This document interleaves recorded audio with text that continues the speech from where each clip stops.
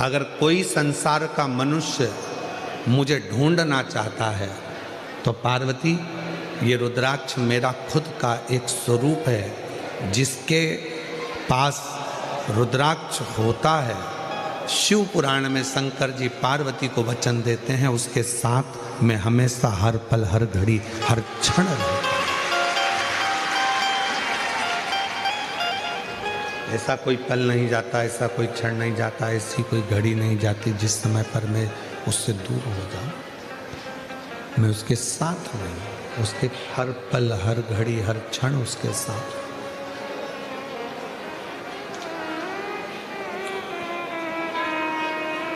एक क्षण भी मैं उसका खाली नहीं जाने देता, हर क्षण में उसके साथ में। इसलिए शिव महापुराण की कथा कहती है कि अपने गले में रुद्राक्ष का होना बहुत जरूरी है।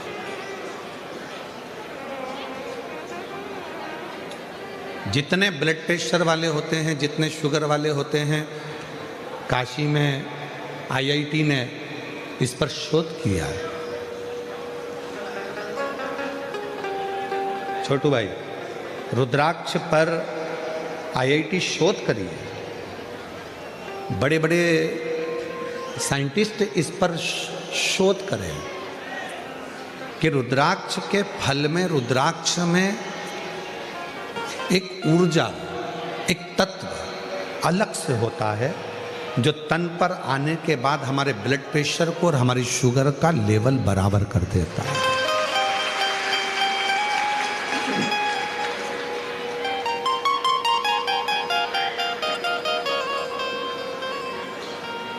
वो हमारे शुगर के लेवल को बराबर कर देता है, बराबर।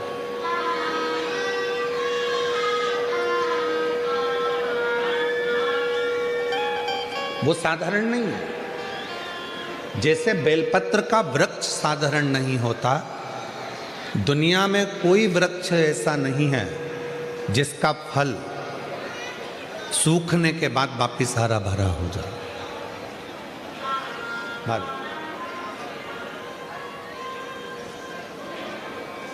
दुनिया में केवल एक बेलपत्री का वृक्ष ऐसा है जिसका बेल का फल बेल के पेड़ में लगा लगा यदि सूख भी जाता है तो सूखने के बाद बेल वृक्ष उसको वापिस ताजा कर देता है, हरा कर देता है और वापिस वो भर जाता है। केवल एक बेल का पेड़, बेल वृक्ष केवल ऐसा है जिसका फल पुनः वापिस ताजा हो जाता है। अगर किसी ने फल को नहीं तोड़ा, वो फल लगा हुआ और उस फल को लगे हुए फल को कोई नहीं तोड़ रहा है तो वो फल लगा लगा लगा लगा लगा लगा वापिस ताजा हो जाएगा, वापिस निर्मल हो जाएगा।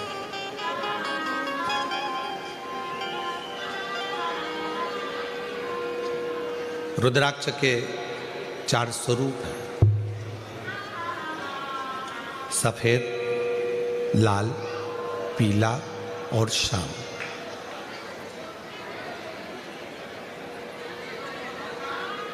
एक सफेद रुद्राक्ष भी होता है, एक लाल रुद्राक्ष भी होता है, एक पीला रुद्राक्ष भी होता है, एक सफेद रुद्राक्ष भी होता है।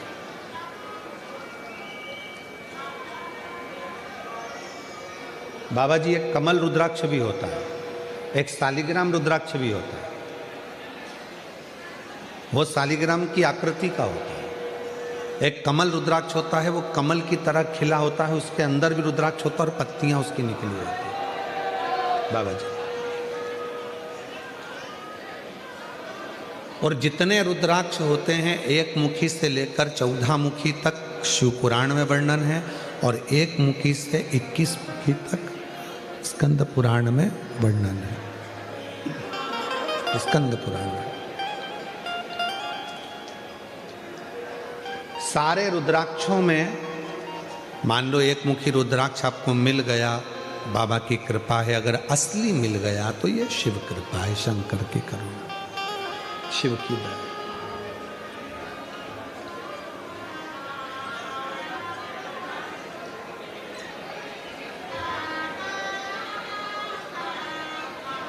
पर संपूर्ण रोग, संपूर्ण दुख संपूर्ण तकलीफ, संपूर्ण बीमारी, संपूर्ण कष्ट, संपूर्ण समस्या का हल करने के लिए 2 रुद्राक्षों का महत्व का है। बहुत सालों के बाद ये बात निकली है व्यासपीठ से। हो सकता है आप लोगों के भाग्य होंगे सूरत वासियों के, तो ये कथा में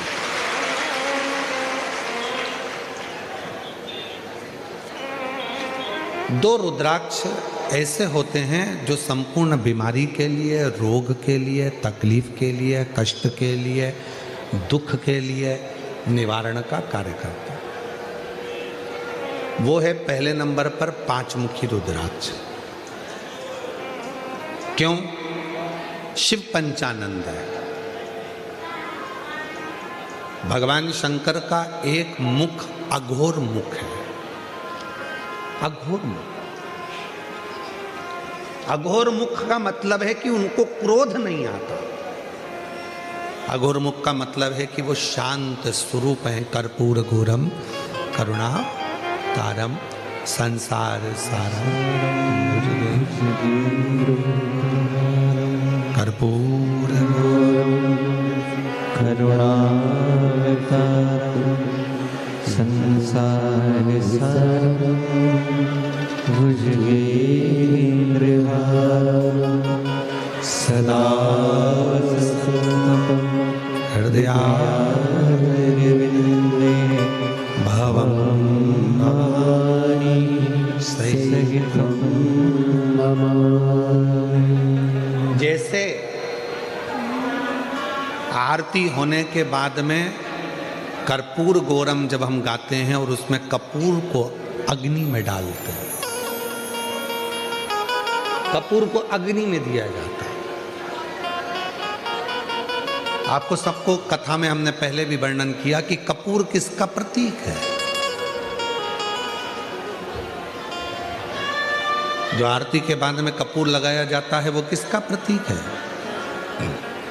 यदि आपने पूर्व में शिव पुराणों को सुना होगा तो उसमें हमने वर्णन किया है। पूर्व में अश्वमेध यज्ञ होते थे। अश्वमेध यज्ञ का जो अश्व होता था वो पूरा दिग्विजय करने जाता था। फिर वो अश्व आता था और उस अश्व को अग्नि की साक्षी में दिया जाता था। अब आज का व्यक्ति तो इतने सारे अश्वमेध यज्ञ नहीं कर सकता। आज के व्यक्ति के पास टाइम भी नहीं है, तो वो यज्ञ भी बड़ी मुश्किल से कर पाता है, हवन में भी बड़ी मुश्किल से बैठ पाता है। अश्वमेध यज्ञ का पुण्य कैसे प्राप्त हो? तो भगवान राम जी ने अपने गुरु विश्वामित्र जी से ये पूछा था कि हमें, वशिष्ठ बाबा से पूछा था कि हमें अश्वमेध यज्ञ का फल रोज प्राप्त हो। हम अश्वमेध यज्ञ तो एक ही बार करें, पर उसका फल रोज प्राप्त हो, उसके लिए क्या करना चाहिए?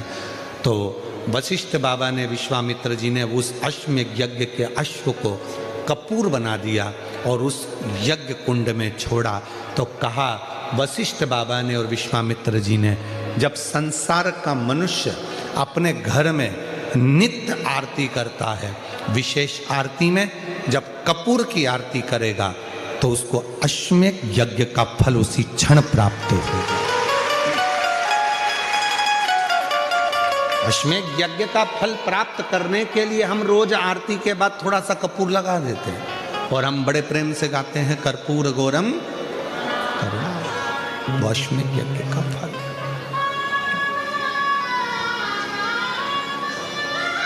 हमारे सनातन धर्म में जितनी भी चीजें होती हैं कोई साधारण नहीं है। हमारा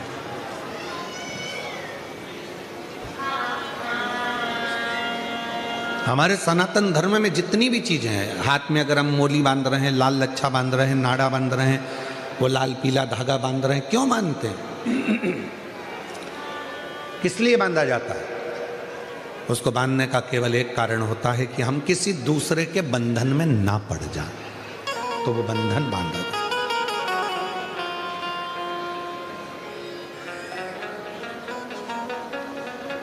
हमारे सनातन धर्म में माताएं तिलक लगाती हैं, बिंदी लगाती हैं, मांग भरती हैं। ब्रह्मांड के मध्य बिंदु में एक सूर्य रेखा होती है, सूर्य रेखा। सूर्य का रंग होता है लाल और सूर्य का रंग लाल होता है।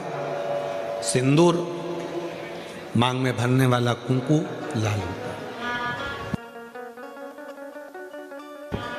लाल कलर होता है। जब माताएं अपने मांग में सिंदूर भरती हैं, लाल रंग का कुंकु या सिंदूर मांग में भरती हैं, तो उनकी सूर्य रेखा प्रबल हो जाती है। और यदि कोई माता पढ़ी लिखी भी नहीं होती है, कुछ भी ना पढ़ी लिखी है, तो भी अपने बच्चे को पढ़ाने की सामर्थ्यता उसमें तुरंत प्रकट हो जाती है। वो पढ़ा। छोटू भाई, पहले के समय में माताएं इतनी पढ़ी नहीं होती थी।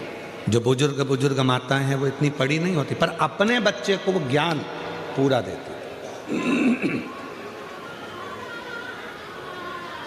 अपने बच्चे को विद्वत्ता पूरी देती थी, विद्वत्ता ज्ञान पूरा देती।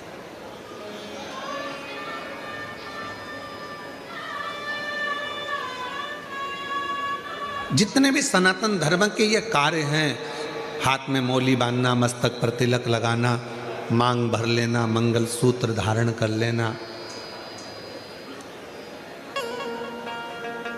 शादी के समय पर मंगल सूत्र गले में पहनाया जाता है। क्यों पहनाते हैं मंगल सूत्र? क्योंकि उस मंगल सूत्र में कुछ दाने काले होते हैं, कुछ दाने पीले होते हैं। कुछ दाने सोने के होते हैं पीले कलर के, कुछ काले कलर के होते हैं, और बीच में एक छोटा सा पेंडिल हो जाता है मंगल सूत्र। वो मंगल सूत्र शादी के मंडप में लड़का लड़की को इसलिए पहनाता है कि इस मंगल सूत्र को तुम देख लो, जैसा यह मंगल सूत्र है वैसा ही हमारा जीवन रहेगा। कुछ दिन काले रहेंगे तो कुछ दिन पीले रहेंगे, कुछ दिन सुख के रहेंगे तो कुछ दिन दुख के रहेंगे। पर चिंता मत करना, ये सुख और दुख के दिनों में जब हम पूर्ण तरह से निकल जाएंगे, तब आखिरी में एक पेंडिल आता है। उसी तरह फिर हमारी जिंदगी में एक आनंद का दिन जरूर आएगा। चिंता मत, वो दिन जरूर आएगा। वो दिन अपनी जिंदगी में खुशी का दिन जरूर आएगा, सुख का दिन जरूर आएगा।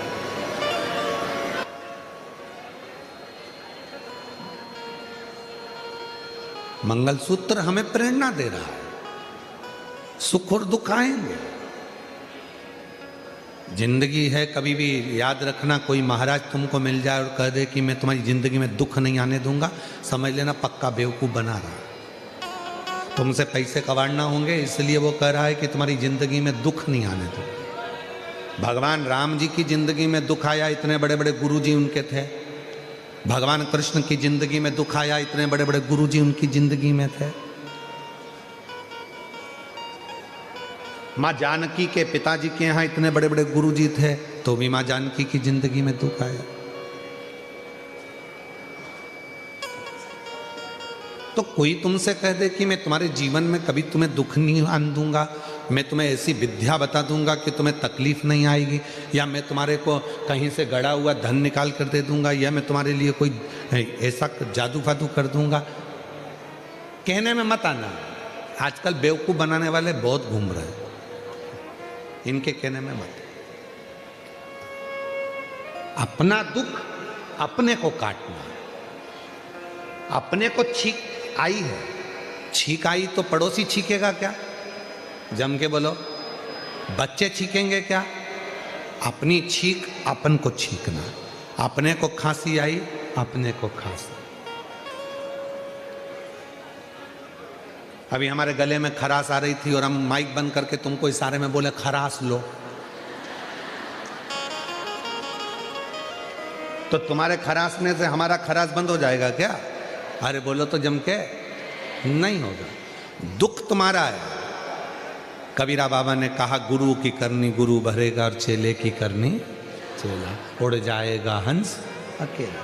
आपके कर्म का भोग आपको भोगना है। हम क्यों कहते हैं कि शंकर जी के मंदिर जाओ, 1 लोटा जल चढ़ाओ, घर का प्रत्येक बच्चा शिव के मंदिर जाए?